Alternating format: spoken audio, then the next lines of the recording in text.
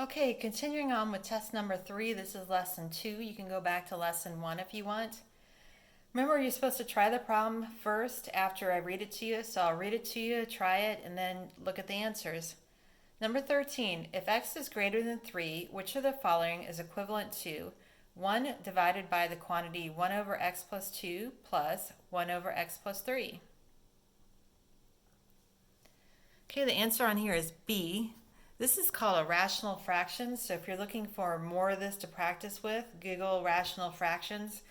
When you have a rational fraction, looking here, you can tell this is the mess. So the top, the numerator is just the number 1. That's obviously not messy. The denominator down here, that's a mess, so we need to add it up. So you add it to clean it up. So adding it, the quickest way to add up fractions is you just multiply across. So it gives you 1 over x plus 3 plus then x plus 2, because x plus 2 times 1 is x plus 2, x plus 3 times 1 is x plus 3. And then over the denominator, then the common denominator is x plus 2 times x plus 3. So cleaning that up some more, then you got 1 over x plus x is 2x, and 3 plus 2 is 5. And then foiling out the bottom here for fun before I rewrite it, I'm going to multiply x plus 2 times x plus 3. X times x is x squared. And then x times 3 is 3x. 2 times x is 2x. And then 2 times 3 is 6. So it gives you 1 divided by 2x plus 5 divided by x squared plus 5x plus 6, which you can see is right here on B. 1 divided by the whole quantity. If you understand fractions, when you're doing division, it's multiplication. So when you're doing 1 divided by this, it means 1 times the denominator flipped over. I'll do that in slow motion for you. So 1 divided by the fraction 2x plus 5 divided by x squared plus 5x plus 6 changes to 1 times. You flip it over. Whenever you multiply fractions together, you flip over the second one to the reciprocal of it. So 1 times x squared plus 5x plus 6 over 2x plus 5. All right, number 14. It says on 14, if 3x minus y equals 12, what is the value of 8 to the x divided by 2 to the y? Okay, on 14, the answer on it is A. Couple places you could start. You could solve for a letter on the left, or you can clean it up on the right. I think I'll just solve for a letter over here. You can solve for the x or the y. I'm going to go for the y because it doesn't have a coefficient. The coefficient on the x is 3, so the y is quicker to solve for. So solving for the letter y, leave it right where it's at, and then move the x to the other side, so that makes it negative 3x plus 12. Remember, when you move something left or right, when you move a piece to the left or right, it changes the sign. So it changed that from being a positive 3x to negative 3x. And then multiply across by the negative, so then y equals 3x minus 12. So now we've solved for just the letter y. And then cleaning up this expression here, we've got exponents, and so we want to get the same base, and so the same base would be the number 2. A can be changed to 2 to the third. 2 to the third is 8, because 2 times 2 times 2 is 8, so 2 to the third. Remember, when you have exponents and you're dividing, you change it to subtraction. So that changes it to, I'm going to do it down here, it changes it 2 to the 3x minus y. And then we said that y is 3x minus 12. So y is that, so I can pick that up and put that in for the y. So that makes it 2 to the 3x minus the quantity 3x minus 12. So the whole quantity is subtracted, all of it. That's why I use parentheses. So 3x minus 3x gone, and minus a minus makes that a positive 12. So 2 to the 12th. Okay, number 15. If ax plus 2 times bx plus 7 is equal to 15x squared plus cx plus 14 for all values of x, and a plus b equals 8, what are the two possible values of c?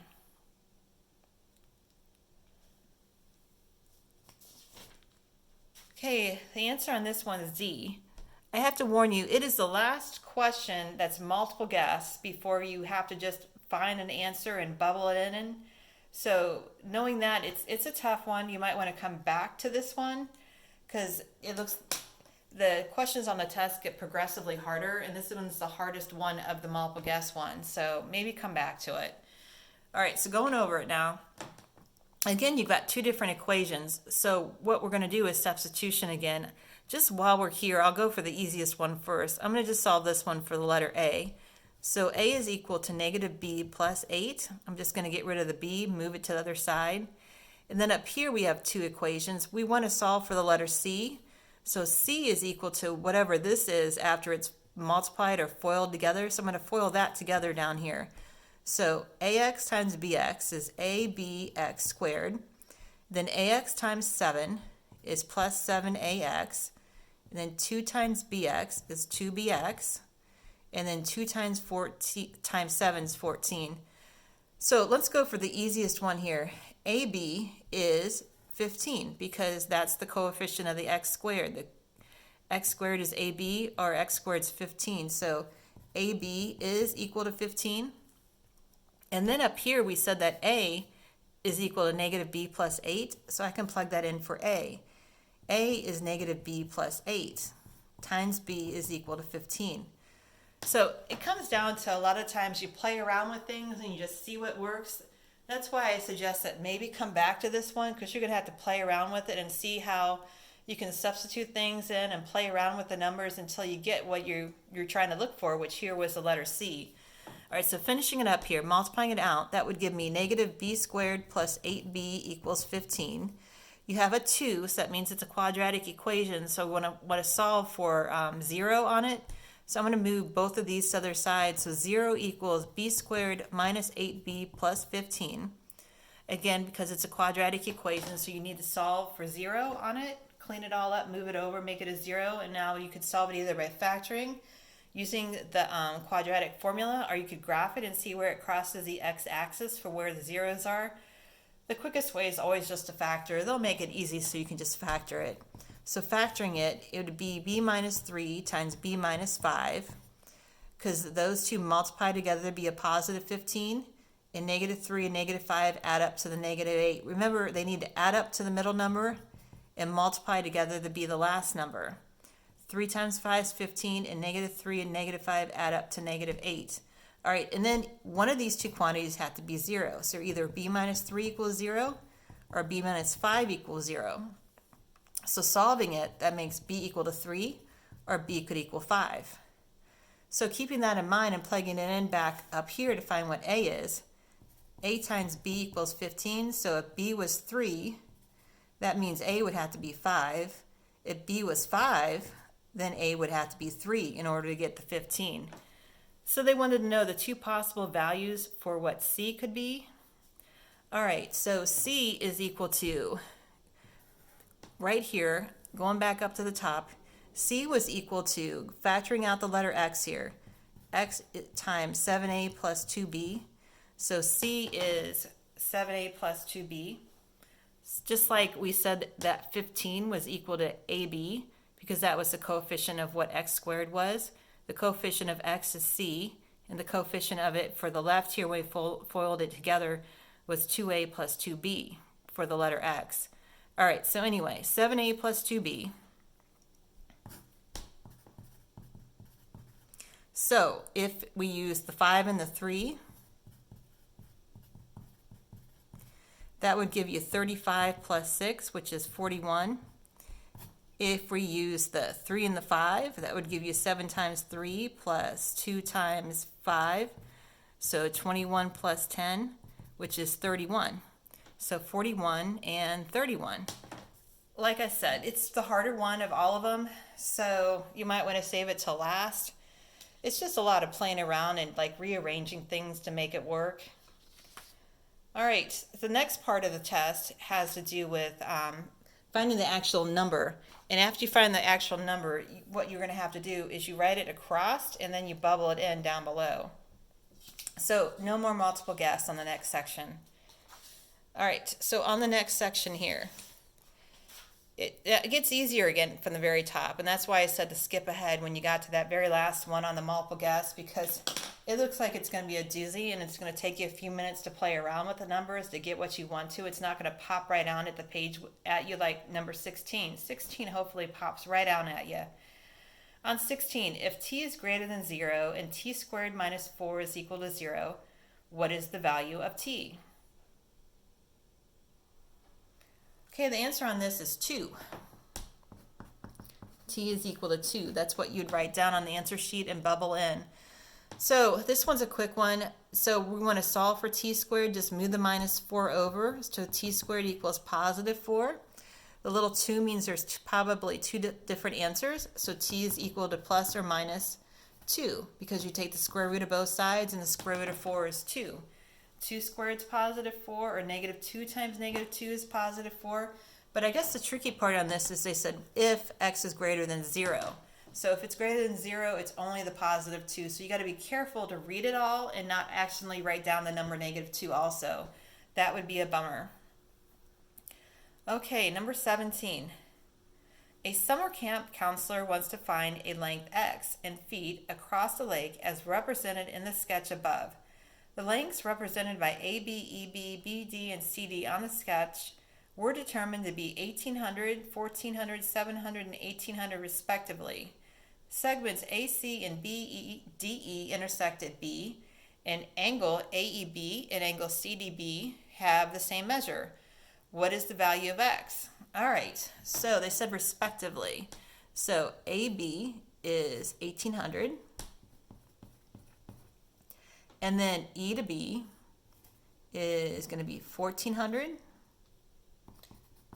By the way, you're allowed to write on the SAT test, which is really nice. So just write it down. And then, let's see, what's next? B to D. B to D is 700. And last of all, CD is 800. This is a vertical angle by these two lines intersecting, so these two angles are equal to each other. And they gave us that AEB and CDB, these two angles were equal to each other. So the two triangles are similar by angle. We have two angles on this triangle equal to two angles on the other triangle on the left. So they're similar. I'll have to write it for fun. Similar by angle. Oh, all right. So did you try it yet? You got to try it. Okay, so the answer on number 17 you should have got was 1600.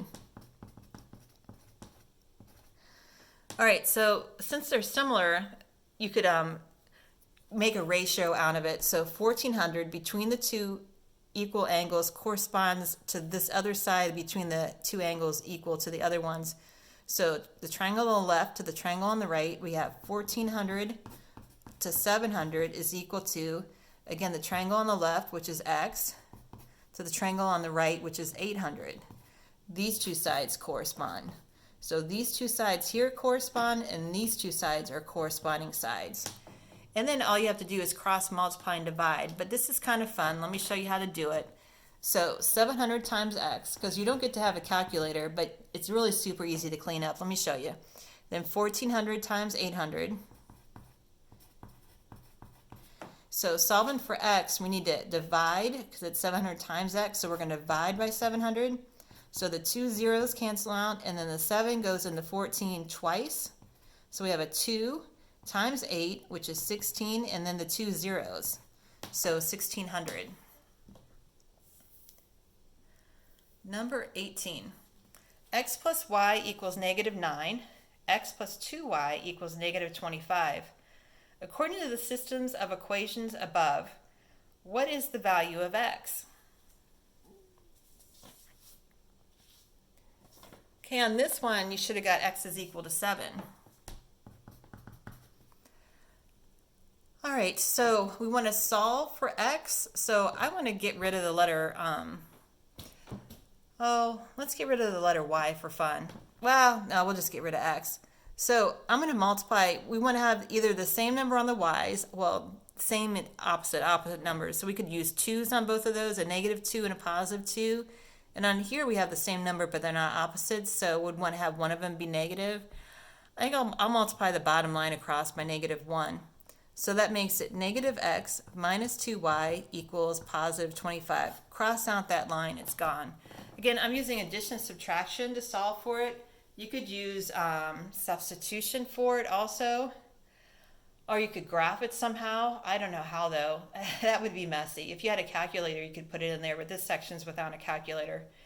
All right, I'll focus. So I've got this equation and that one, and so I'm going to add them up now.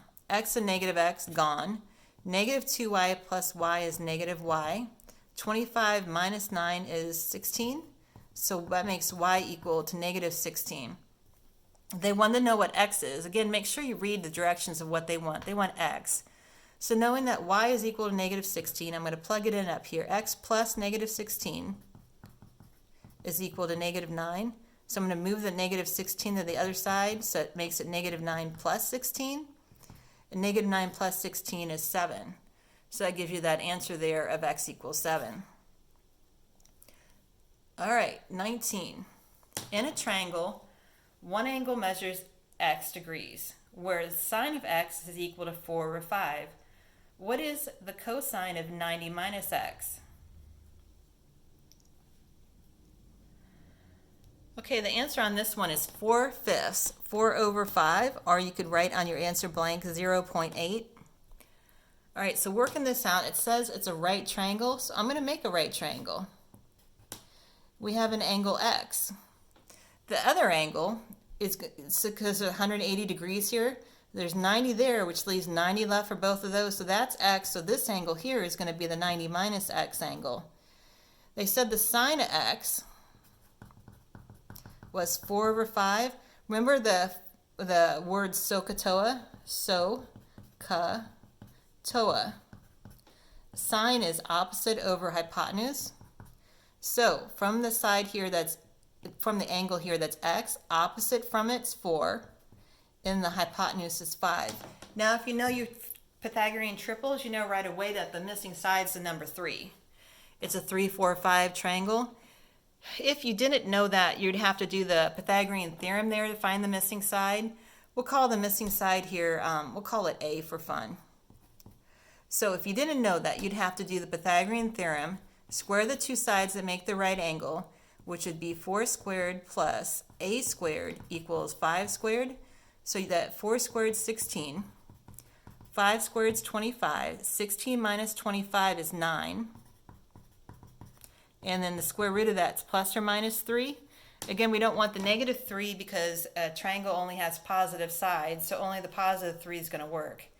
Okay, so it's a 3, 4, 5 triangle, or you could say 6, 8, 10. Look up Pythagorean triples. It might help you to memorize a few of them for the test. Just so you can go quicker on the test if you're trying to speed it up.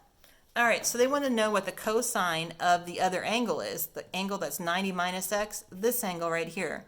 Cosine, again, is ca, adjacent over hypotenuse. So we want to know the adjacent over the hypotenuse to this angle. To this angle, the adjacent leg is 4, and the hypotenuse is 5. So that's where the 4/5 come from. Okay, the last one, number 20. If a is equal to 5 radical 2 and 2a is equal to radical 2x, what is the value of x?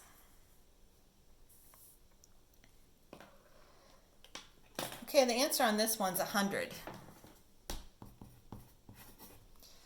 Okay, so a is equal to 5 radical 2, so I'm going to go over here and plug that in. So 2 times a, which is 5 radical 2, is equal to radical 2x. So all I did was plug in the 5 radical 2 for a. All right. So I'm going to multiply that then by the 2. 2 times 5 is 10 radical 2. Now a common mistake that people do right there is they try to use the number 2 twice. They want to multiply it by the 5 and the radical 2. You only get to use it once on the whole entire thing. You don't try to use the number 2 twice. I multiplied the 2 by the 5. I'm done with it. I don't need to multiply it again. That'd be using it twice. We only have 1, 2 there. You're only using just the 1 once. All right, I'll focus. All right, so everything's underneath the radical over here. So let's put that 10 back under the radical. Remember, if I put it back in, you have to do is put it there twice. So it becomes 2 10s equals to 2 times x. Well, if there's 2 10s, that makes 100. So that's where the 100 comes from. All right, so if you'd like some more help, you can see me on my website there for tutoring. Again, it's a2math.com. I'm going to keep going with the lessons on this. So this was lesson number 2. So look for lesson number 3.